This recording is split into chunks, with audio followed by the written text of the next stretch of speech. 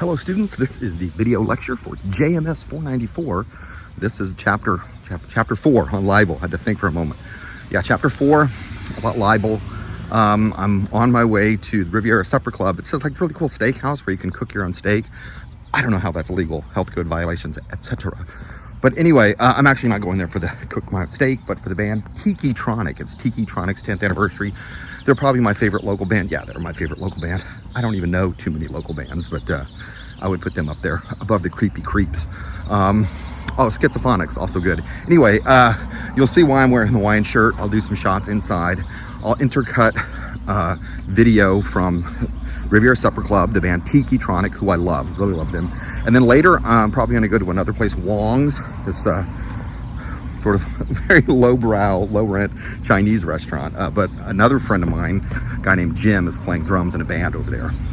So that's what I'm doing. Tiki-Tronic, Riviera Supper Club. Then I'm going to Wong's to see another band. And this is the video lecture for Chapter 4 about libel. Okay, before we actually get into the substantive stuff, we're actually going to go over the textbook.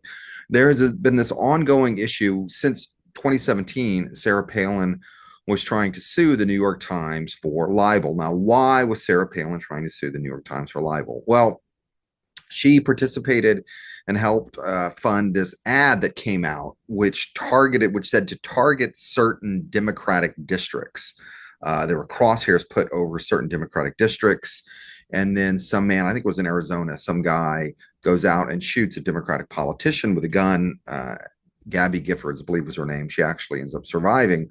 The New York Times alleges that this man's violence was motivated by sort of the fiery rhetoric of Sarah Palin. And there's a mention of this ad. You can see we do have Arizona there with some crosshairs over it. According to the New York Times, when the New York Times article first came out, it said that the crosshairs were put over politicians' faces. That was not true. This is just a crosshair over certain districts. So there was a mistake that was made, and Sarah Palin is alleging that she's been defamed. Her reputation has been damaged. The New York Times says that her violent rhetoric actually encouraged someone to take up political violence. And there was a mistake, right? The New York Times characterizes this particular ad, this sort of political ad, and makes a mistake. Well, the courts ruled that it was an accidental mistake. The New York Times corrected their mistake the same day. It wasn't even up on the website a full 24 hours, may not have even been up on the website 12 hours, and it never appeared in print. So the New York Times, as soon as they found the mistake, they changed it very, very quickly. There was a couple of different attempts by Sarah Palin to sue the New York Times, and they were all ultimately successful.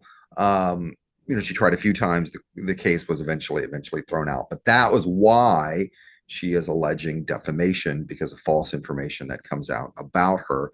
But for the purpose of this particular discussion, Sarah Palin, who was a vice presidential candidate under John McCain, was a public figure. So we're going to talk about that in this lecture. She was a public figure. Okay, what do we mean when we talk about defamation? We're talking about slander and libel. Slander technically means something spoken. Libel means something is in print. The courts have understood libel to mean any form of media distribution could be libel, okay? Slander is spoken if you speak to someone directly. Libel is a false defamatory statement made in any type of media outlet, published in any kind of media outlet. And the idea is that you have said something false and damaging about a person and hurt their reputation. Okay, that's what the origins of libel go back to, that you have hurt someone's reputation and that the person who you've damaged needs to be compensated financially for their loss. The defendant is going to get punished. You said something wrong. You said something false. You hurt someone's reputation. And the purpose of these type of lawsuits is to discourage others. But they originally begin with the idea that you have damaged someone's reputation, making it harder for them to earn money, okay? What are the elements of a libel case if you want to sue someone, including like a media outlet, for libel? You need to allege that, or you need to prove that it was a statement of fact that was published that is of and concerning the plaintiff, that's defamatory, that is false, that causes damage or harm, and for which the defendant is at fault. If you are alleging that you were harmed by libel, you have to prove all of these. The burden of proof is on the defendant. Okay, bear that in mind. The burden of proof is on you, the person who was allegedly harmed, and you have to prove every one of these things. Each one of these things can be open to debate. Okay, these are all the elements of a libel case.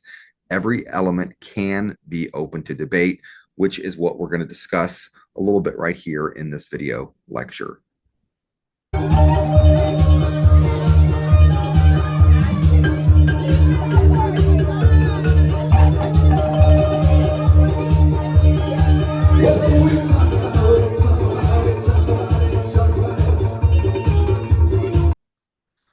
Let's go to the statement of fact. A libelous statement has to be an assertion of fact. It is not acceptable to sue someone for libel if they've expressed an opinion. A letter to the editor, for example, or an opinion piece in a newspaper is clearly an opinion. Someone's opinion is not libelous. If I were to say, I think this politician is the worst politician ever, that's clearly an opinion. I've said, I think this politician is the worst politician ever. If I come out, say I'm a journalist, and I come out and say something that seems more factual, like, this politician has stolen $10 million from a fund that was set up to help child cancer. They've taken the money and put it in their own pocket. Now I'm making a very clear, it sounds like making a statement of fact. I could be wrong. Something like that, I could be sued for libel. But if I said, oh, I think the politician is very corrupt, I don't like this politician, that's clearly an opinion. Publication. Now I'm going to look at the textbook here because there's a lot of good stuff in the textbook. You should be reading the textbook. And what do we mean by publication? This becomes much trickier in the world of sort of the internet and the way things are shared and reposted. If someone makes a libelous statement and then in a newspaper, and then like another newspaper picks it up, that could be considered now a new publication. It's a republication, but it could be considered a new publication. Now, there are exceptions for vendors and distributors, and there's also the Communications Decency Act comes into play right here. I'm looking at the textbook right now. Yeah, it's on page 139. You should take a look at that, where it talks about the exceptions for vendors and distributors on page 139. For example, booksellers like Amazon.com, libraries, and newsstands are not publishers of the works that they stock. So if someone makes a libelous statement in a book and then Amazon sells me the book, I'm not able to sue Amazon now. Okay, so do take a look at that portion of the textbook. Okay, that's the Riviera Supper Club behind me. There you go. They pulled me up on stage. I didn't get any video of it, but I did get a photo of their set list. And I was they said if I solved one side of a Rubik's Cube, they'd give me a prize. With the lights and the colored lights, I couldn't see, and being up on stage, I really can't do the Rubik's Cube. I thought I could do one side, I could not. They gave me the prize anyway. It's an ashtray from the Ramada Inn in Las Vegas. I don't really smoke that much. Not enough to need an ashtray, but it felt better than the other toy, which was like a sock puppet, looked like a piece of poop. Anyway, and now I'm gonna go to Wong's.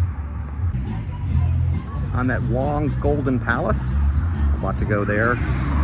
The Dragon Room for the second part of this video. Okay, now we come to the aspect of libel called identification. And yeah, I've changed it, so I'm not on top of the slides. I'm up here in the corner. I like that being in front, but I'm gonna have to like reformat the slides so I'm not blocking them. Okay, let's go. Identification. Do you need to give the name of the person that you are defaming for you to be in the wrong? No, you don't actually have to give the name. This is a very famous court case. Trust me, it's famous. Okay, you probably even heard about this in maybe some other JMS classes. It was a story in the magazine Rolling Stone called A Rape on Campus, which talked about a gang rape, an alleged gang rape, okay, that happened at the University of Virginia. This is discussed in some detail in the textbook. The courts found that even though the particular fraternity that was allegedly involved in this particular incident was not named, there was enough information given that you could identify, if you were knew that university, you could identify the fraternity and perhaps even identify some individuals. So yeah, Rolling Stone, and it ultimately proved to be not true. It was not true. It was based on some false information. So Rolling Stone lost this libel case, and it's interesting to me that they did not actually give the name of the fraternity, but they were still responsible. The similar thing happened with this Johnny Depp Amber Heard case. I assume y'all have heard of that. Maybe you even follow that. There was, stories about Dookie in the bed and all that kind of absurdity and stuff like that. Amber Heard wrote an editorial in a British newspaper where she talked about being the victim of domestic violence. She never mentioned Johnny Depp by name, but people who know and follow that stuff knew that she had been married to Johnny Depp. So if you say, hey, my ex-husband used to beat me, and your ex-husband was Johnny Depp, that is a potentially libelous statement. Now, what is defamation? There are gray areas to all of this stuff. Accusing someone of criminal activity, some type of unethical activity or practice, some type of unprofessional behavior. Now, this changes over time. Years ago, saying someone was HIV positive or someone had AIDS or someone was gay may have been considered a defamatory statement in the past. And it could even be considered a defamatory statement based on where you live, the community that you live. Other people would say there's nothing wrong with any of those activities. Marijuana is now legal, or cannabis is now legal, at least in California. If you were to say that Professor Arsenault smokes marijuana, some people would say that's defamatory. Other people would say, no, that's not defamatory. And it's also not true. I do not smoke marijuana. Okay, moving on. Now we have the issue of falsity. If something is true, it's not libelous. So the defendant has to prove that what was said was actually false. The burden of proof is on the defendant. This is not always clear. There is something called substantial truth. Courts have found that if a reporter makes a little bit of a mistake, but the story was largely true, then we call that substantial truth. There was an issue recently, as of when I'm recording this, George Stephanopoulos, who hosted a show on ABC, or hosts a show on ABC, referred to President Trump as a convicted rapist. Again, this is the words of George Stephanopoulos, not me. George Stephanopoulos said Trump is a convicted rapist. Well, to be clear, Trump was convicted of sexual assault in the state of New York. Okay, so he's convicted of sexual assault in the state of New York. And I apologize in advance for the level of detail here, but it's necessary for this discussion. The courts found that he violated a woman with his finger or fingers against her will. Therefore, it was sexual assault. He's convicted of sexual assault. And the judge even said in other states this would be considered rape, but in the state of New York, this is not. So Trump threatened a libel lawsuit against ABC, which is owned by Disney, that said, you've defamed me. You said something that was true. I think, and most critics believe, that Stephanopoulos was wrong with that specific word, the R word, but there is something about substantial truth that, well, Stephanopoulos wasn't totally wrong, and the judge did use the word rape, so Stephanopoulos could say substantial truth. Nevertheless, Disney paid off Trump so that the lawsuit would go away. They gave many millions of dollars to fund his presidential library to make him go away and stop the lawsuit, paying off someone, as it were, to stop the lawsuit, because Disney and ABC were involved with some type of corporate merger, or they were trying to expand the theme park. There was some legal reason that Disney wanted to remain in good graces of the government, so they basically settled the lawsuit, even though I and most people believe that Stephanopoulos and ABC could have argued substantial truth. Now, there is also something called libel by implication. This is also mentioned in the textbook. I think it's mentioned on page 148. Check that out. You don't even have to say something false about someone. You can just sort of imply something false about someone. For example, there's a story about, I think it was a firefighter in Philadelphia. His photo appears in the paper. Next to him is a headline about like some type of sex crime going on. If you're reading the newspaper quickly, you see this photograph, you see sex crime, you're like, oh, this guy must be the same person. No. So that person was able to bring a case of libel just by implication. Now, for the defendant to be at fault, you have to prove that someone was at fault and it wasn't, necessarily an accident. And this case, this issue of actual malice is very, very important. the case of before we go into discussing Malice and Times v. Sullivan, Times v. Sullivan is going to be on the exam. Okay, I can't even give you a bigger hint than that. There's going to be something about Times v. Sullivan on the exam. I'm going to play a little clip from my friend Jim Gogek, drummer in the band, the second band that I saw that night, the band at Wong's Dragon Room. He used to be a reporter, has many, many years of experience as a reporter. So Jim is going to talk to you his experience with libel, and then I'm going to talk about Malice. Okay, but first, we'll say Jim, drummer for the band, and you have experience as a journalist, a lot of experience. What would you tell students about libel or your little story? Okay, so I was a newspaper reporter for 25 years. My first job out of college, I was in graduate school at NYU, and I was in Denver. And I was working for the Associated Press, and I was doing overnight broadcast. I had to write a broadcast. You had to write a whole broadcast thing. You had to do it 6 or 7 different times a night. And so it had to be fresh. So one time I'm rewriting the same story for the 6th time, and I absolutely libeled the person. It was just a simple cop story. And instead of saying that this person was alleged to do it, I just said he did it. So-and-so did such and such. And, and I read it, and I finished it, I sent it to the editor. The editor stops. This is an grizzly old Associated Press editor. He stops and he says, "Hey, you, come on over here." And he brings me over there and he said, "This is libelous. You can't say that. He didn't do this crime. He's alleged to have done this crime." And, and I said, oh okay, you're right. I made a mistake. And so, I fixed it. Didn't go out that way, and I never did that again.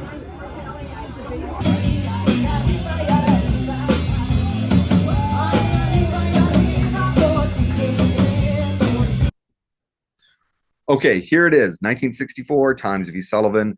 This is discussed in the textbook. Probably shows up in other JMS classes because you really, really need to know this, okay?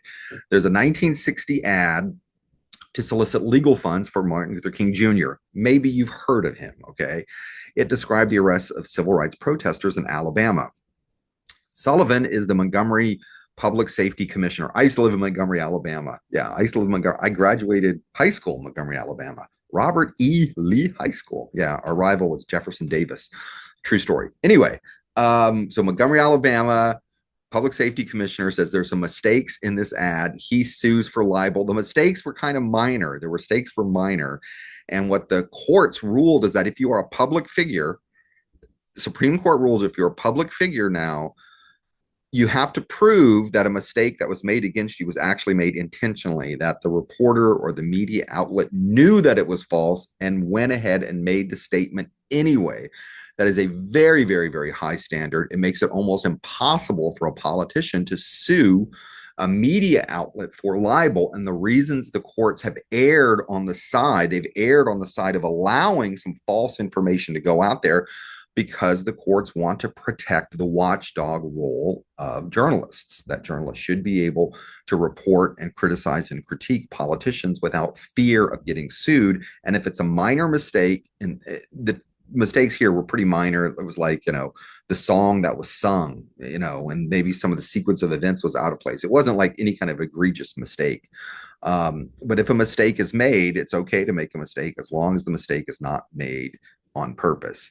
Now, there's some discussion in the textbook about public figure. What is a public figure? I think being a national politician makes you a public figure.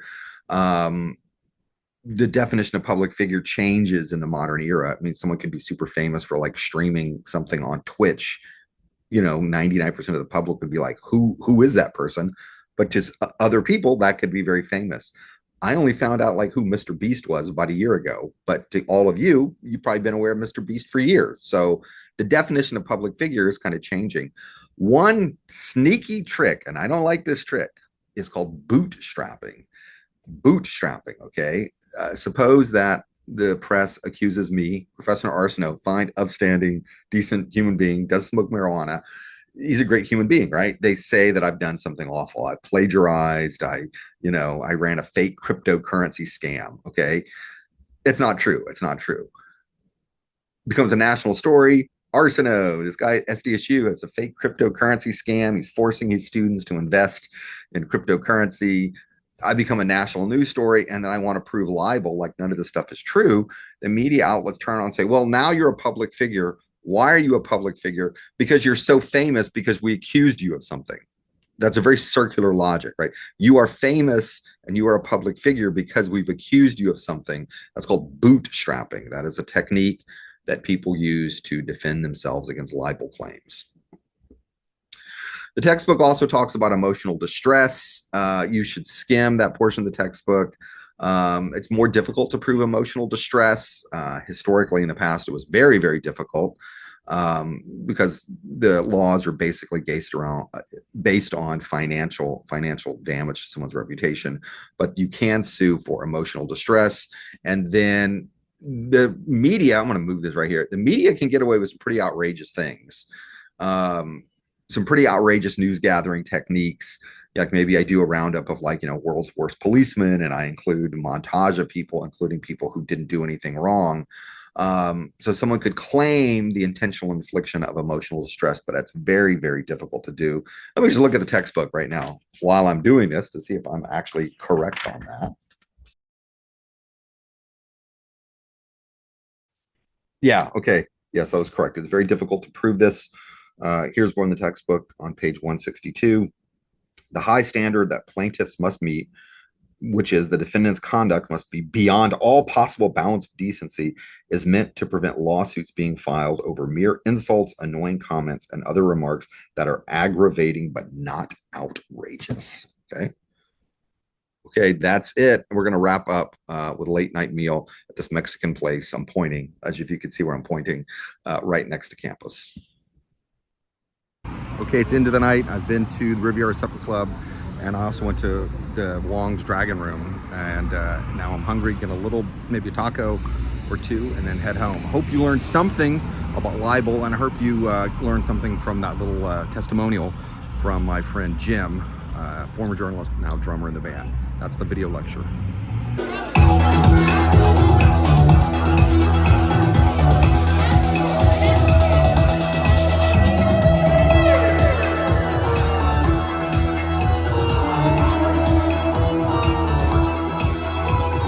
If you like to gamble, I'll tell you I'm your man.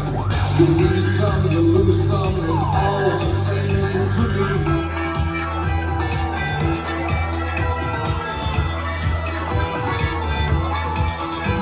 The pleasure is to play, make no difference what you say.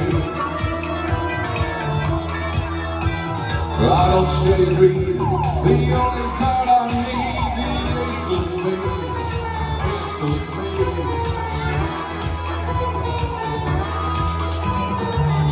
For the high one, dancing with the devil, going with the flow, it's all the same to me.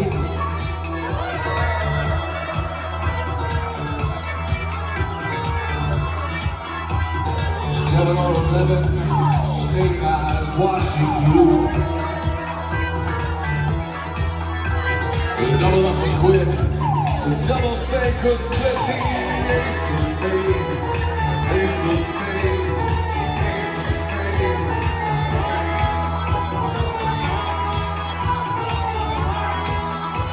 You know I'm going to lose, but gamble is for fools. But that's the way I like it, baby. Hey, I don't want to live forever.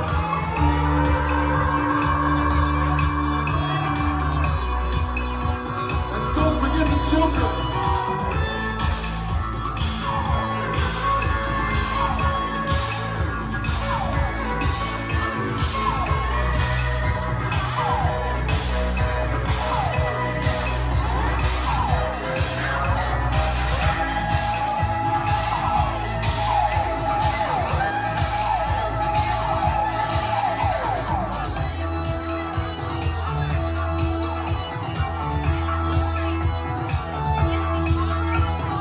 Pushing up the ante, I know you'd like to see me. Hey, rhythm and weed, the dead man